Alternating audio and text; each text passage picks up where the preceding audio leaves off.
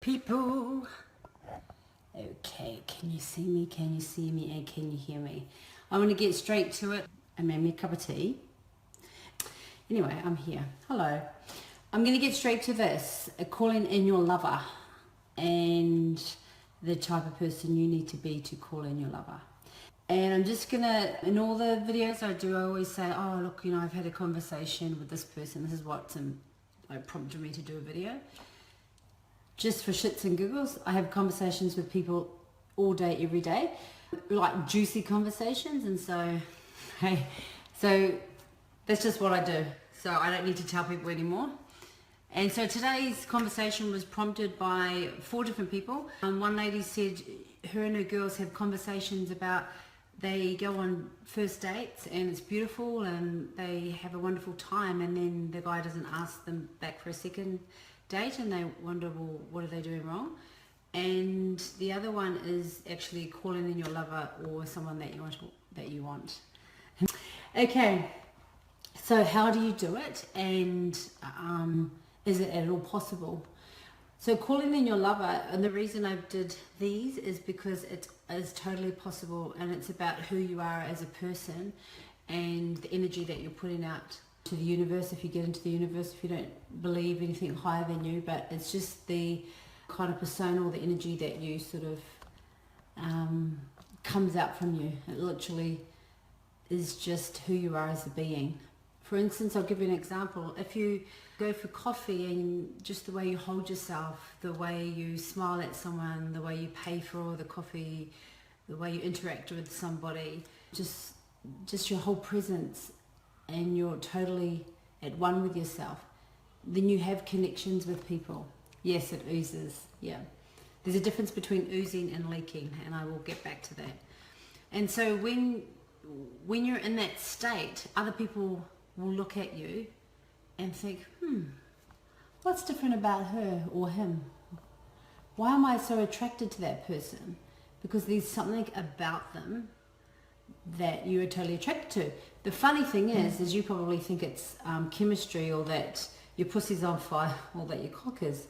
But that is just your body is saying, hey, that person, I resonate with that person, and that's why that happens. So there's a difference between, as I was speaking to my friend Luann, who's on the call, there's a difference between depth versus chemistry. And so chemistry, I believe, is very ego-based, and that you don't always make the right decisions, because if you think about it, if your chemistry is all up the wazoo, if your hormones out, if you're not in a good space, chemistry can get like fucked up and you're not making the right decisions. And you know, when you're turned on sometimes.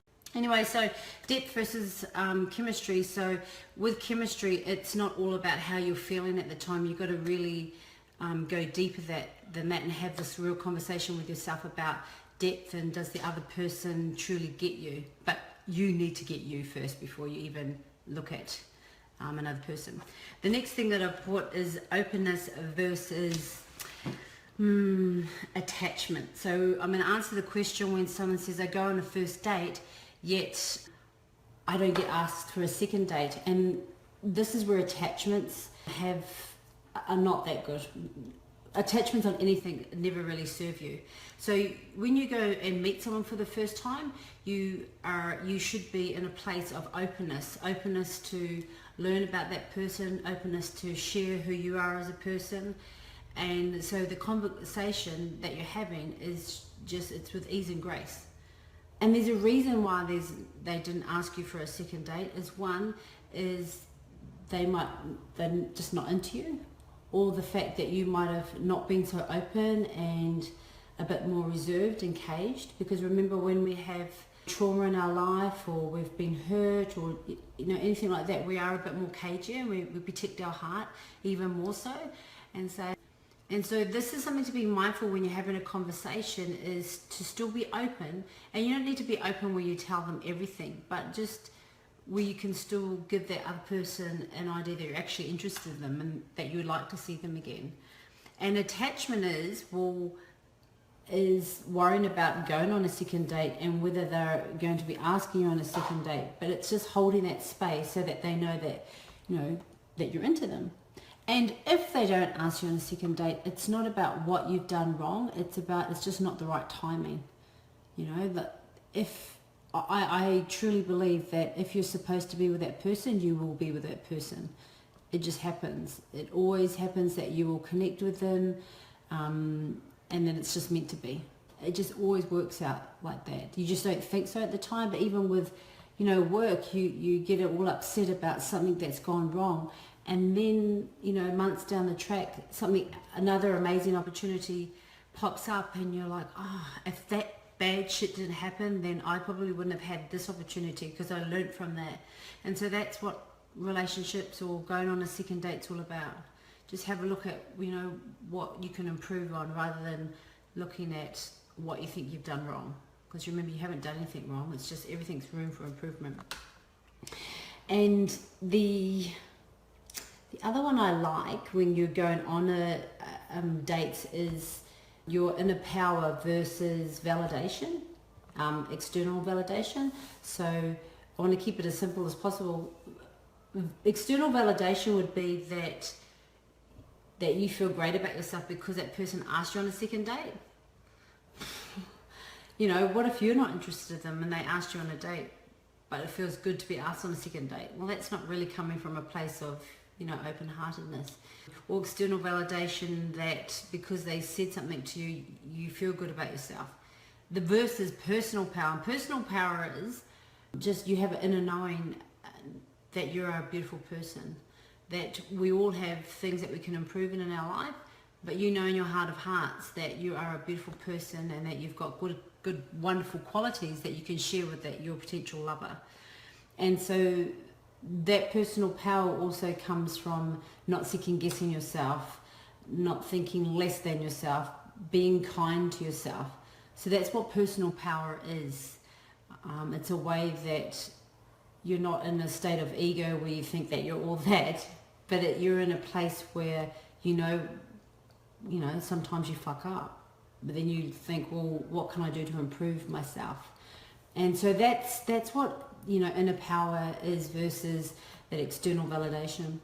I actually got straight to the point, and I hope that whoever's watching this, it resonates with you. And if you have any questions, just private message me. Or it's quite funny, like I speak to my, you know, I've got beautiful, amazing friends that have online businesses and do what they do. And my friend Luann, she's like, do your lives. I'm like, I don't have anything to talk about. What a crock of shit. But the thing is I realized that I do have a lot to share. And I rang up to book my hairdressers just yesterday, and she goes, oh, I love your videos. And I just have a giggle to myself because I just think I waffle. But the thing is I've done lots of research. I've been researching for most of my life and never realizing what my purpose was. And now I realize that what my calling is. I've chosen to be in the public eye. I've chosen to share what my knowledge is and what my gifts are. And in doing that, it'll help you, whatever you're going through. So I got a message last night after I did a share about sex lies and parenting, and it was from a lady that I haven't seen for a long time, and it was for a totally opposite.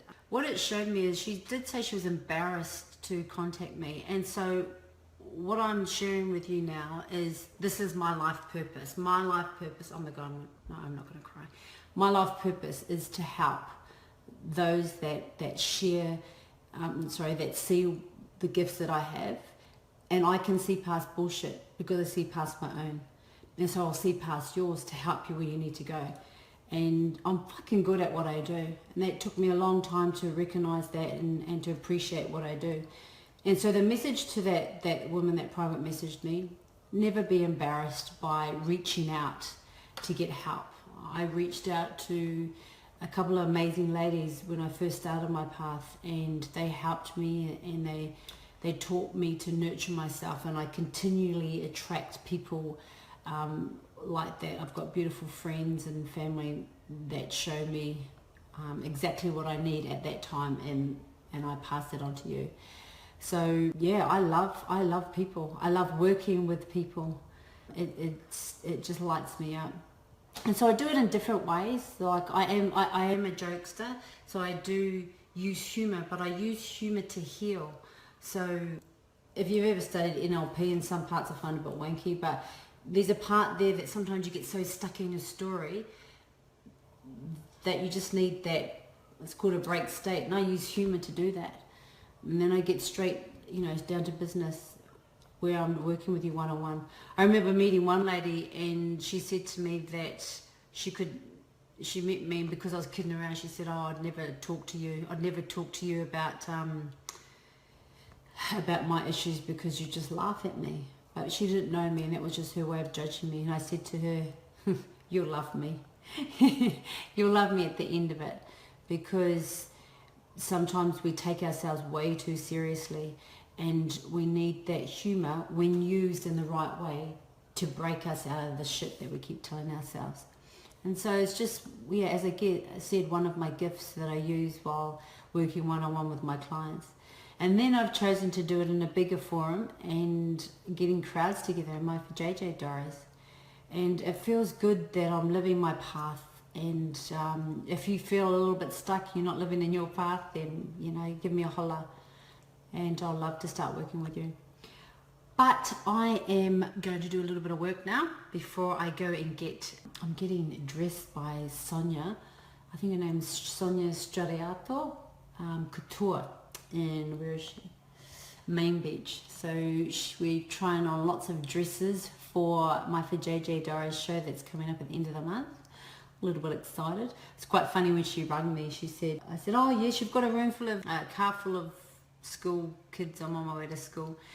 And she was talking to me about her gifts and what she does when she dresses people. She said, I'm here to serve. And I went, oh, my kind of lady.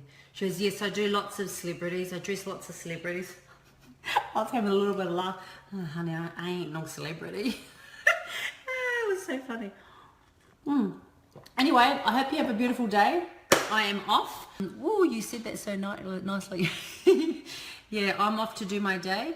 And just be kind to yourself. Yeah, be kind to yourself. Have beautiful conversations with the people that you come across, whether that be family, friends, and your potential lover. Oh, shush, Luann. But yeah, be forever grateful for those who are in your life. And until my next video, stay sexy, get grounded, and always know you're amazing. Bye for now.